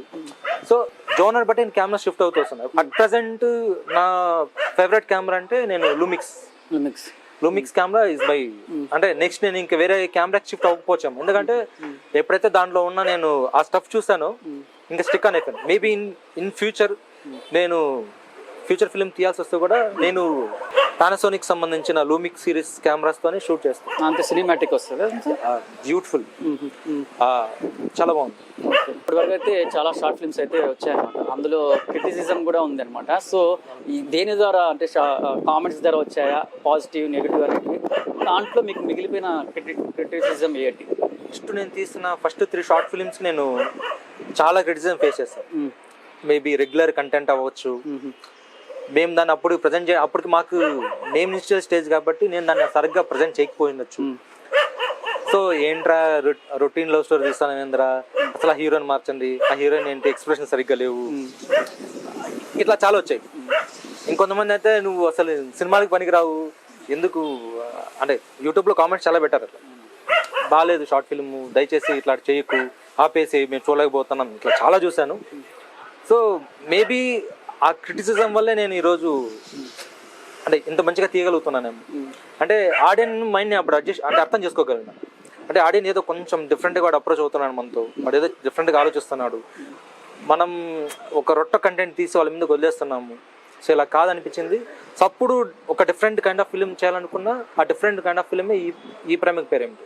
నార్మల్గా ఇప్పుడు ఏరువాక అనుకోండి, లేకపోతే ఈ ప్రేమకు పేరేమిటి అనుకోండి, అవుట్పుట్ వస్తుంది కదా, అవుట్పుట్ వచ్చినప్పుడు అర్రే ఇంకా బాగా తీస్తే బాగుండు అనేది ఏమన్నా అనిపించిందా మీకు? అంటే ఇప్పటి వరకు తీసిన ప్రతి షార్ట్ ఫిల్మ్ నాకు అట్లా అనిపించింది. ప్రతి షార్ట్ ఫిల్మ్ అంటే మళ్ళీ రావా అప్పటి నుంచి ఇప్పుడు స్టిల్ రిలీజ్ అయిన ఏర్వాక వరకు నేను అనుకున్నంత న్యాయం చేయలేకపోయాను అనిపించింది. ఎందుకంటే నేను 100% అనుకుంటే నేను ప్రజెంట్ చేయగలిగింది 40-50%. సో అది నన్ను ఎప్పుడు కొంచెం బాధపడుతుంటారు. ఈ ప్రేమ పేరేంటూ కూడా తీసింది ఒకటి, అప్పుడు బడ్జెట్ ప్రాబ్లం. సో 50 minutes వచ్చింది కంటెంట్, డబ్బులు లేవు, ఎడిటర్కి డబ్బులు ఇవ్వాలి, చాలా ప్రొడ్యూసర్ అప్పుడు హ్యాండ్ ఇవ్వడము, చాలా మధ్యలో చాలా ఇష్యూలు జరిగాయి. సో ఏం చేయాలి అర్థం కాలే. సో ఉన్న బడ్జెట్ ఏంటి, మనం 35 minutesలో దీన్ని కంప్లీట్ చేయగలిగితే మన బడ్జెట్ సరిపోతుంది అనుకున్నాం. సో 35 minutesలో బడ్జెట్ అనుగుణంగా అవుట్పుట్ని ఇచ్చేసాం. సో నన్ను ఇప్పటికీ అది స్టిల్ బాధపడుతుంటారు.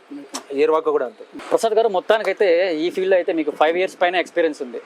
అరే ఏంద్రా వద్దు ఈ సినిమా, నాకు పనికిరాని ఇంకా ఈ సినిమాకి అని ఎప్పుడైనా అనిపించిందా మీకు? గత 1.5 year నుంచి ప్రస్తుతానికి అదే స్టేజ్లో ఉన్నాను నేను. దేనికి కారణం ఏంటి? ఒక కాలాంతక అనే ఒక script, it's a high fantasy mythological film, మంచి హారర్ ఏదంటారు. సో ప్రొడ్యూసర్ ఉన్నారు, సో పెద్ద పెద్ద హీరోలతో అప్రోచ్ అయ్యారు స్టోరీ చెప్పడానికి. సో నువ్వు అంతకుముందు ఏం చేస్తావు అడిగారు, నేను పలానా ఈ ప్రైమ్ పేరేంటో చేశాను, ఏర్వాక చేశాను అని చెప్పి చూపించాను. నేను తీసిన అవుట్పుట్కి వాళ్ళు నేను చెప్పిన కంటెంట్కి సంబంధం లేదు. సో నీలో అంత స్టఫ్ లేదు, ఒక డెమో తీసుకురా, సో మేము చేయలేము. సో ఇట్లా ఇప్పుడు అప్రోచ్ అయిన ప్రతి హీరోని రిజెక్ట్ చేశారు. కొంతమందికి డేట్స్ అడ్జస్ట్ అవ్వక. సో బేసిక్గా వాళ్ళకి నేను చెప్పిన కంటెంట్ మీద నమ్మకం లేక కాదు, నేను చేయలేను అనేది వాళ్ళ మైండ్లో ఉండిపోయింది. అంటే ఒక బిగ్ ఫిల్మ్కి వెళ్ళి వర్క్ చేయలేదు, ఒక పెద్ద సినిమాలకి వెళ్ళి అసిస్టెంట్గా చేయలేదు అనేది వాళ్ళ మైండ్లో ఉండిపోయింది. కానీ నేనేమంటానంటే మనం వర్క్ నేర్చుకోవాలంటే పెద్ద సినిమాలకి వెళ్ళి వర్క్ చేయాల్సిన అవసరం లేదు. నీ థాట్లో ఏముంటుందో, నీ బ్రెయిన్లో ఏముంటుందో అదే నువ్వు ప్రజెంట్ చేయాలి. హంగామా మారుతుంది, టీం మారుతుంది, అంటే డిఓకి వస్తారు, మంచి మ్యూజిక్ డైరెక్టర్ వస్తారు. సో నువ్వు ఏమనుకుంటున్నా వాళ్ళతో చెప్పి చేర్చుకుంటే తప్ప నీకు సపరేట్గా ఒక ఎక్స్పీరియన్స్ అయితే అవసరం లేదు. ఇప్పుడు నీవే డిఓపి అన్నీ నువ్వే చేస్తున్నప్పుడు నీకు అది బటన్ అవుతుంది. కానీ ఎప్పుడైతే పెద్ద సినిమాకి వెళ్తామో ఒక పెద్ద డిఓపి నట్టు సార్ నా కెమెరా యాంగిల్ ఇలా కావాలి మనం పెట్టి చేయించుకుంటాం. కానీ ఇండస్ట్రీలో ఎలా అయిపోయిందంటే అది వాళ్ళ ఆలోచన మారిపోయింది అనమాట. అంటే పెద్ద డైరెక్టర్ వచ్చి అడిగితే వాళ్ళ అప్రోచ్ వేరేలా ఉంటుంది. ఒక డెబ్యూటెంట్ డైరెక్టర్ వెళ్ళి మాట్లాడితే కనీసం స్టోరీ వినడానికి కూడా ఇంట్రెస్ట్ ఉంటుంది. అంటే వాళ్ళు చెప్పడం వల్ల మీరు డిసప్పాయింట్ అయ్యి ఆగిపోవాలనిపించిందా మీకైతే మొత్తానికి? యాక్చువల్లీ ఏంటంటే కనీసం స్టోరీ వినడానికి కూడా వాళ్ళు ఇంట్రెస్ట్ చూపించాలి. ఒక డెబ్యూట్ డైరెక్టర్ అని చెప్పేసి స్టోరీ వినడానికి కూడా వాళ్ళు ఇంట్రెస్ట్ చూపించాలి. వెళ్ళి 6 hours 4 hours వెయిట్ చేసి కుదరదు అని చెప్పి వెనక్కి వచ్చిన సందర్భాలు చాలా ఉన్నాయి. సో ఆన్ ప్రాసెస్ జరుగుతుంది. రీసెంట్గా వేరే బిగ్ హీరోయిన్కి బెంగళూరుకి వెళ్ళి అరెస్ట్ చేసి వచ్చాను. కానీ రివర్స్ వెళ్తుంది ఆర్డర్. కానీ ఫస్ట్ హీరో ఫైనల్ అవ్వాలి. సో కొంచెం టైం పడుతుంది, ఒక 7 months టైం పడుతుంది. సో దానికి నో అనిపించుకోకూడదంటే నేను ముందుగా ఒక మంచి కంటెంట్ ఇంకోటి తీయాలి. సో అది అలా తీయడం కోసమే తప్త సుర్మికి ఎంచుకున్నాను. అది కూడా ఏదో నన్ను నేను ప్రూవ్ చేసుకోవడానికి కాదు, పెట్టిన ప్రొడ్యూసర్ డబ్బులు రావాలి. సో దానికోసం అది 2 hour కంటెంట్ లాగా చేస్తాను. సో మంచి కంటెంట్ అది కూడా. ఓకే సార్, ఫైనల్గా అయితే ఇంకా మన లోకల్ పరంగా చూసుకున్నట్లయితే ఇందాక మీరు చెప్పినట్లు ఇండస్ట్రీలో సుకుమార్ గారు, పూరి జగన్నాథ్ గారు, ఇంకెవరు 2 పేర్లు చెప్పారు, వెట్రిమారన్. సో అలాగే లోకల్లో మదనపల్లిలో కూడా చాలా మంది డైరెక్టర్లు ఉన్నారు. సో వాళ్ళలో మీకు నచ్చిన డైరెక్టర్ ఎవరు? అంటే మంచి సీరియస్గా తీసే వాళ్ళు ఎవరు ఉన్నారు మన మదనపల్లి అంత టాలెంటెడ్గా మీకు అనిపించిన వాళ్ళు? అంటే ఇప్పటివరకు నేను ఎవరిని అట్లా చూడలేదు. అంటే నన్ను అంటే ఇంకోటి దాన్ని పక్కన వాళ్ళని అడిగినా నా గురించి ఎట్లా చెప్తారు. అంటే అంటే అంటే వర్తబుల్ క్యాండిడేట్స్ మీకు అనిపించలేదు మదనపల్లిలో? అంటే ఇంకెవరు అనిపించలేదా? ఇంకెవరు అనిపించలేదు. అంటే మీరు ఇచ్చే సందేశం ఏంటి? ఈ మంచి అంటే ఎవడో డబ్బులు పెడుతున్నాడు అని చెప్పి ఆడి కోసం కథ రాయడము అనేది బ్యాడ్ థింగ్. అలా జరుగుతుంది అంటారా మదనపల్లిలో? చాలా జరుగుతుంది. నేను కూడా చేశాను గత 2-3 ప్రాజెక్ట్స్. నేను కూడా డబ్బులు పెడుతున్నాడు ప్రొడ్యూసర్ లేపాలి, లేకపోతే డబ్బులు పెడుతున్నాడు హీరోని లేపాలి అని చేసిన సందర్భాలు చాలా ఉన్నాయి. అంటే డబ్బులు పెడుతున్నాడు ఆయనకి హై ప్రయారిటీ ఇవ్వాలని అంటే మదనపల్లి ప్రస్తుతానికి అదే జరుగుతుంది. అంటే వాడు డబ్బులు పెడుతున్నాడు కాబట్టి వాడు హీరో కాబట్టి వాడిని లేపాలి. అంటే మీరు ఇంతకు ముందు పెట్టారు, సో రియలైజ్ అయ్యి ఇప్పుడు కంటెంట్ ఏంటి, దాని మీద డబ్బులు పెట్టచ్చో పెట్టకూడదు అనేది ఇంపార్టెంట్. సో హీరోని ఎవరినో తీయడానికి వాళ్ళని లేపడానికి చేస్తే ఆ ప్రాజెక్ట్ అక్కడే అయిపోతుంది. కానీ నేనేమంటే ఒక డైరెక్టర్ సక్సెస్ అయితే, ఒక మంచి కంటెంట్ తీసి ఒక డైరెక్టర్ సక్సెస్ అయితే వాడు 10 మందిని బయట తీసుకొస్తాడు. సో అది ఇంపార్టెంట్. అంటే ఒక ఊబులో విరుక్కుపోవడం కంటే ఒక మంచి అవుట్పుట్ తీసి 10 మందికి లైఫ్ ఇవ్వడం అనేది చాలా ఇంపార్టెంట్. సో అలాగే అంటే వాళ్ళకి ఏం చెప్తారు మీరు అలాంటి డైరెక్టర్స్కి? అంటే నేను వాళ్ళకి మెసేజ్ ఇచ్చేంత ప్రస్తుతానికి ఆ స్టేజ్లో లేను. కానీ నేను అంటే యాజ్ ఎ ఫిల్మ్ మేకర్ నేను చెప్పడం ఏంటంటే, ఒక ప్రొడ్యూసర్ చేతిలోనో లేకపోతే ఒక హీరో చేతిలోనో ఒక డైరెక్టర్ నలిగిపోవడం అనేది పర్సనల్ నేను తీసుకోలేదు. ఎందుకంటే అల్టిమేట్గా అందరూ వినాల్సింది, ఇంక్లూడ్ ప్రొడ్యూసర్ కాడి నుంచి. ప్రొడ్యూసర్ డబ్బులు పెడతాడు అంతవరకు. సో అతను ఐడియాలు చేయముందు ఆఫ్ ద స్క్రీన్ మాట్లాడాలి. డిస్కషన్ వచ్చిన తర్వాత, ఆన్ సెట్ వచ్చిన తర్వాత ఇలా చెయ్యి అలా చెయ్యి ఇలా చెప్పేటి ఉంటాయి. సో వీటన్నిటిని డైరెక్టర్ కాంప్రమైజ్ అయ్యి చాలా సఫర్ అవుతూ ప్రొవైడ్ చేస్తుంటాడు. అట్లా సఫర్ అవ్వకూడదు అనేది నేను చాలా మంది చెప్తాను. ఏదైతే నీ ఐడియాలజీ ఉంటుందో ఆ ఐడియాలజీని నువ్వు 100% నువ్వు నమ్మి చేయాలి. అప్పుడే నువ్వు అంటే ఎయిదర్ గుడ్ ఆర్ బ్యాడ్, అది అప్పుడే నీలో ఉన్న లోపం ఏంటని తెలుస్తుంది. నువ్వు తర్వాత నువ్వు సక్సెడ్ అవ్వగలుగుతావు. సో అట్లా కాకుండా నువ్వు ఇతరుల ఐడియాలజీని తీసుకొచ్చి నీ ముందే వేసుకొని దాన్ని ట్రావెల్ చేసుకుంటూ వెళ్ళి నువ్వు ఫెయిల్ అవుతుంటే రేపు పొద్దున ఆ ప్రోడక్ట్ వాల్యూ పోతుంది, నీ కెరీర్ పోతుంది, చేసిన మొత్తం ఎఫర్ట్ అంతా వేస్ట్ అయిపోతుంది. కానీ డైరెక్టర్ అనేవాడు 10 మందికి లైఫ్ని ఇస్తాడు.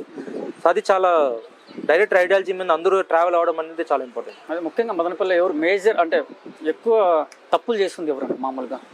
అంటే రే ఈ సినిమా అంటే ఇది కాదురా అనే సినిమా గురించి అయినా తెలుసా వాళ్ళకి మామూలుగా డైరెక్టర్స్కి? అంటే చాలా మంది తెలియదు. నేను ఏమంటున్నా అంటే, ఫస్ట్ నన్ను నేను ప్రూవ్ చేసుకోవడానికి షార్ట్ ఫిల్మ్ చేశాను.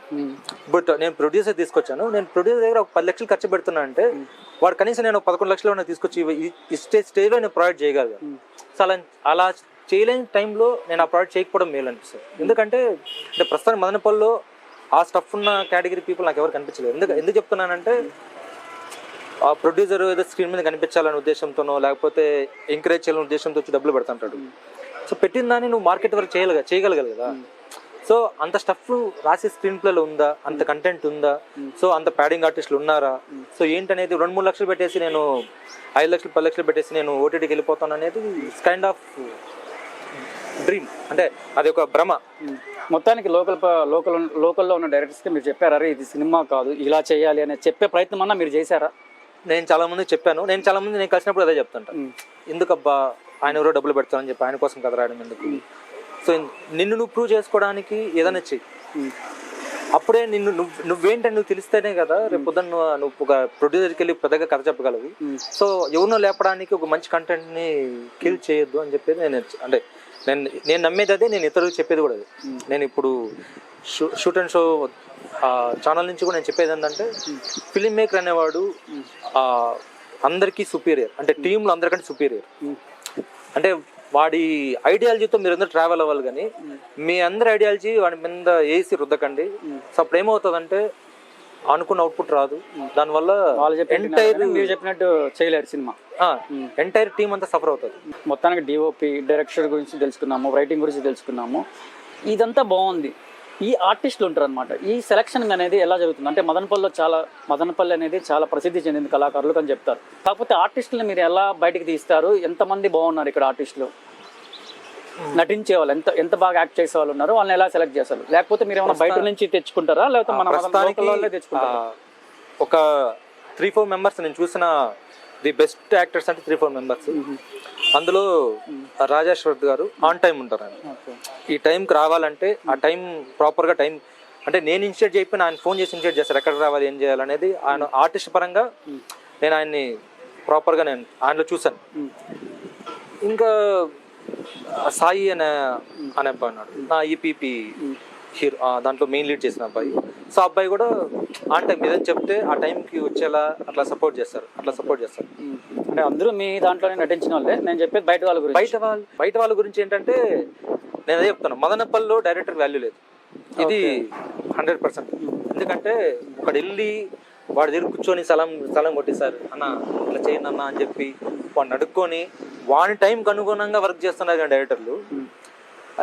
ఈ టైము ఫిల్మ్ మేకర్కి ఒక గోల్డెన్ మార్నింగ్ 6 to 8 ఆ టైంలో కెమెరా పెడితే అల్టిమేట్గా వస్తుంది. కానీ ఆ టైంకి ఎంతమంది వస్తారు షూట్కి? అందరూ 10:30కి 11 గంటలకే వస్తారు. మిట్ట మధ్యాహ్నము ఆ కెమెరా పెడితే కళ్ళ కింద గ్లేర్స్, టైం సెన్స్ లేదు.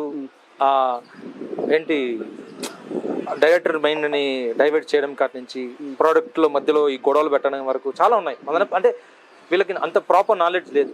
అంటే వచ్చాము నా వర్క్ ఏంటి, నేను ఆర్టిస్ట్ని వర్క్ చేసుకొని పోయాను అనేది లేదు. సో ప్రతి దాంట్లో ఇన్వాల్వ్ అవుతారు అన్నమాట. ప్రతి దాంట్లో ఇన్వాల్వ్ అవ్వడము ఆ ప్రోడక్ట్ని.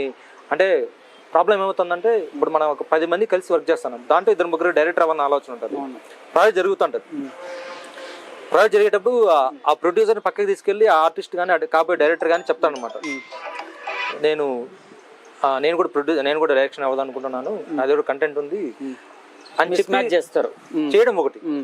ఈ కంటెంట్ బాగాలేదు, ఆల్రెడీ షూట్ జరుగుతున్న అవుట్పుట్ స్టోరీ బాగాలేదు, ఏం కథ బాగాలేదు అని చెప్పి మధ్యలో ప్రాజెక్ట్ నాపేసిన ఆర్టిస్టులు చాలా మంది ఉన్నారు. వాళ్ళు పైకి ఆర్టిస్టులు ఆర్టిస్ట్ కానీ చేస్తుంటారు, డైరెక్షన్ చేస్తుంటారు. సో అట్లా కాదు, నేను ముఖ్యంగా చెప్పేది ఆర్టిస్టుల సెలక్షన్ ఎలా చేస్తారు మీరు? నేను మెయిన్గా ఆర్టిస్టులు చూసేది వాళ్ళ ఐ ఇంటెన్సిటీ, అంటే కళ్ళతో వాళ్ళు ఎంత బాగా ఎక్స్ప్రెసివ్గా మాట్లాడుతున్నారు అనేది మెయిన్ ప్రయారిటీ తీసుకుంటారు. తర్వాత బాడీ లాంగ్వేజ్. సో వాళ్ళు ఎంత ఈజీ బాడీలో వాళ్ళకి ఎంత ఈజీ ఉంది, ఆ ఈజీని మనం ఎంత సినిమా వాడుకోవచ్చు అనేది గమనిస్తాం. సో నాకు అట్లా అనిపించినప్పుడు నేను డైరెక్ట్గా అప్రోచ్ అవుతాను. సో ఇట్లా నా ప్రాజెక్ట్ ఉంది, దాంట్లో మీరు ఈ క్యారెక్టర్ అనుకుంటున్నాము చేస్తారా? సో ఇంట్రెస్ట్ ఉన్నప్పుడు సో వాళ్ళకి కెమెరా ఫియర్ ఉంటే ఆ కెమెరా ఫియర్ని పోగొట్టి ఒక 1 వీక్ అలా వర్క్షాపులు చేసి సో ఓకే అనుకున్న తర్వాతే షూట్కి వెళ్తాం. సో అట్లా వర్క్షాప్లో రిజెక్ట్ అయిన వాళ్ళు చాలా మంది ఉన్నారు. సో వాళ్ళ ద్వారా బ్యాడ్ అయిన ఇన్సిడెంట్లు ఉన్నాయి. అంటే ఎందుకు మాకు వర్క్షాప్ చేయించి ఈరోజు నో అంటున్నాం అంటే, సో నేను ఎంత వర్క్షాప్ చేయించినా అక్కడ వాళ్ళు తీసుకురాలేకపోతున్నాం అన్నమాట. సో అట్లా కొంచెం బ్యాడ్ అయ్యారు. ఓకే. సో మొత్తానికి మీరు షార్ట్ ఫిల్మ్స్ అయితే చాలా తీశారు, దాంట్లో చాలా స్ట్రగుల్స్ చేసి మంచి ఫ్యూచర్ ఫిల్మ్కి అయితే దగ్గరికి వచ్చారు. సో ఈ స్ట్రగుల్ వెనకాల ఒక టీం అనేది ఒకటి ఉంటుంది. సో ఎవరన్నా మీకు సపోర్ట్ చేశారా? నా టెక్నికల్ టీము వాళ్ళ గురించి చెప్పాలి. ఎందుకంటే నేను ఈరోజు అంటే నేను అనుకున్నంత బడ్జెట్ కంటే మంచి క్వాలిటీ దిగలుగుతున్నానంటే దానికి కారణం నా టీం. నా మ్యూజిక్ డైరెక్టర్ భాను హర్తేశ కావచ్చు, సాయి నాకు ఫైనాన్షియల్గా సపోర్ట్ చేసే సాయి కావచ్చు, విష్ణువర్ధన్ నా లిరిక్ డైరెక్టర్ కావచ్చు, తర్వాత నా ఇంకో మ్యూజిక్ డైరెక్టర్ నా లియో సూర్య, సో అతను కావచ్చు. సో మా ఎడిటర్లు కొంతమంది ఉన్నారు, నవీన్ గౌడ్, సో అతను కావచ్చు, శ్రీవర్కలా కావచ్చు. సో వీళ్ళు నా స్ట్రెంగ్త్. అంటే నేను ఏదన్నా నన్ను నమ్మగలుగుతారు, అంటే ఈయన తీసుకొస్తున్నా అంటే మంచి అవుట్పుట్ ఉంటుంది, సో దాన్ని నమ్మి చేస్తున్నారు. అమౌంట్ గురించి కాదు ఇక్కడ, ఫైనాన్షియల్ పక్కన పెడితే నేను వాళ్ళకి అంటే వాళ్ళు చేసే వర్క్కి నేను ఇచ్చేదానికి అసలు పొంతన ఉండదు, చాలా అంత తక్కువ ఇస్తాను. కానీ కంటెంట్ నమ్ముతారు, నన్ను నమ్మి చేస్తారు. సో నాకు వాళ్ళు బ్యాక్ పిల్లర్స్ అనమాట. తర్వాత నన్ను మోరల్గా ఇన్స్పైర్ చేసే వాళ్ళు కుమార్ అని ఒక అతను ఉన్నాడు, సో తర్వాత చందనా శర్మ అని ఒక అమ్మాయి ఉంది, సో సాయి. సో వీళ్ళు నన్ను మోరల్గా సపోర్ట్ చేస్తారు. అట్ ద సేమ్ టైం రాజా అశ్వత్ గారు కూడా నన్ను బోత్ మోరల్గా అండ్ ఎకనామిక్గా నన్ను బాగా సపోర్ట్ చేస్తారు. సో మొత్తానికైతే బయట అయితే మీ గురించి, ప్రసాద్ గారి గురించి చిన్న రూమర్ అయితే ఒకటి ఉంది. సో ప్రసాద్ అయితే చాలా డబ్బులు తీసుకుంటాడు, మధ్యలోనే ప్రాజెక్ట్ ఆపేస్తున్నాడు అనే ఒక రూమర్ ఉంది. అది ఎంత మాత్రం నిజం? అంటే అట్లా నేను అట్లా ఎన్ని ప్రాజెక్టులు ఆపాను అనేది నాకు తెలియాలన్నమాట. అంటే సేమ్ ఏదైతే రావణ కష్ట గురించి చెప్పానో సేమ్ షూట్కి వెళ్ళాము, షూట్ చేసాము. సో 40 minutes అనేది కరెక్ట్ కాదు, బడ్జెట్ లేవు. అంటే 5-6 lakhsతో సినిమా కంప్లీట్ చేస్తాను అనేది అదొక మిత్, భ్రమ. సో ఇన్ కేస్ ఓటీటీకి వెళ్ళాలనుకున్నప్పుడు అసలు జరగని పని. సో రావణ కాస్ట్ ఆగింది అక్కడే. సో నేను చెప్తున్నాను కదా, సాంగ్స్ చేసాము, ఈచ్ సాంగ్ 35,000, 4 songs కంప్లీట్ చేసాము, షూట్కి వెళ్ళాము, పోస్టర్ డిజైన్ చేసాము, టైటిల్ డిజైన్ చేసాము, కెమెరా రెంటల్ కట్టాము, సో ట్రావెల్, ఫుడ్, షెల్టర్ ఇవన్నీ ఉంటాయి. సో అక్కడ ఆగింది. ఎందుకంటే నేను చెప్తాను విన్నా, అంటే ఏముంది ప్రాబ్లం ఏంటంటే ఇదే సేమ్ నీకు ఇందాక చెప్పాను కదా, బడ్జెట్ అనేది ఒకటి. మధ్యలో ఈ కొంతమంది వ్యక్తులు చెడగొడతారు అనమాట. ప్రొడ్యూసర్స్ కి నాకు రిలేషన్షిప్, అంటే ఈ కంటెంట్ బాగలేదు, ఈ కంటెంట్ మీద డబ్బులు పెట్టలేము అనేది క్రియేట్ చేస్తారు. సో అప్పుడు అంతవరకు మేము 1-2 hour కంటెంట్కి మేము డబ్బులు తెచ్చి పెడతామన్న వాళ్ళు తిరిగి వెనక్కి వెళ్ళిపోతున్నారు. సో ఈ మదనపల్లి ఈ విక్కు ఉన్నాయి, ఈ కుళ్ళు కుతంత్రాలు. అంటే వీని ప్రాజెక్ట్ ఆగిపోతే బాగుంటుంది, సో ప్రొడ్యూసర్ని మేము తీసుకుంటే బాగుంటుంది, వాళ్ళ వైపు ప్రొడ్యూసర్ లాక్కోవడం కట్ నుంచి ఇలాంటివి. రావణ కాస్ట్ ఆగిపోయింది కూడా అక్కడే అయిపోయింది. సో బడ్జెట్ నేను తినేసాను అనేది 100% బ్యాడ్. ఓకే ప్రసాద్ గారు, నిజంగా మీ ఇంటర్వ్యూ అయితే మాకు చాలా నచ్చింది. Thank you. సో ఇక్కడికి వచ్చినందుకు ధన్యవాదాలు అయితే మీకు. సో మీ తప్సాసరమే అనేది ప్రాజెక్ట్ కూడా మంచి సక్సెస్ అవ్వాలని కోరుకుంటున్నాము. Thank you sir. దానికి మరి ఇవాళ మనతో చాలా అద్భుతమైన విషయాలు అయితే పంచుకున్న బిఆర్ ప్రసాద్ గారికి అయితే మనము హృదయపూర్వకంగా ధన్యవాదాలు తెలియజేసుకుంటున్నాము. సో ఆయన జర్నీ, కష్టాలు, సక్సెస్, ఇంకా రాబోయే ప్రాజెక్ట్ గురించి మనము విన్న ప్రతి మాట సినిమా మీద ప్యాషన్ ఉన్న ప్రతి ఒక్కరికి ఒక ప్రేరణ అని చెప్పుకోవచ్చు అనమాట. ఫార్మసీ చదివి కెమెరా వెనుక కళలు కనేంత వరకు ఎన్ని సవాళ్ళు ఎదురైనా తన ప్యాషన్ అయితే వదలకుండా ఈ స్థాయికి చేరుకోవడం నిజంగా హ్యాండ్స్ ఆఫ్ అని చెప్పుకోవచ్చు. సో మా షూట్ అండ్ షో ఛానల్ ఎప్పుడు సినిమాల మీద ఫ్యాషన్ ఉన్నవారి కోసం ఇండస్ట్రీలోని టాలెంట్స్ వేదికగా నిలుస్తుందని చెప్పుకోవచ్చు. సో ఇక్కడ మీరు ఫిల్మ్ మేకర్స్, యాక్టర్స్, టెక్నీషియన్స్, ఇంకా సినిమా అభిమానులు, కథలు, అనుభవాలు, reviews all in one place. కేవలం రివ్యూస్ మాత్రమే కాదు, ఫిల్మ్ మేకింగ్ వెనుక ఉండే కష్టాలు, సక్సెస్ వెనుక ఉన్న నిజమైన కథలు మేము మీ ముందుకు తీసుకొస్తాం. సో ఇంకెందుకు ఆలస్యం, మా షూట్ అండ్ షోని ఇంకా మీరు సబ్స్క్రైబ్ చేయకపోతే సబ్స్క్రైబ్ చేయండి. సో బెల్ ఐకాన్ కింద ప్రెస్ చేయండి, తద్వారా మీకు ఇంటర్వ్యూలు, రివ్యూస్, సినిమా విశ్లేషణ వెంటనే మీకు అందుతుంది. This is prince Vijay. Bye.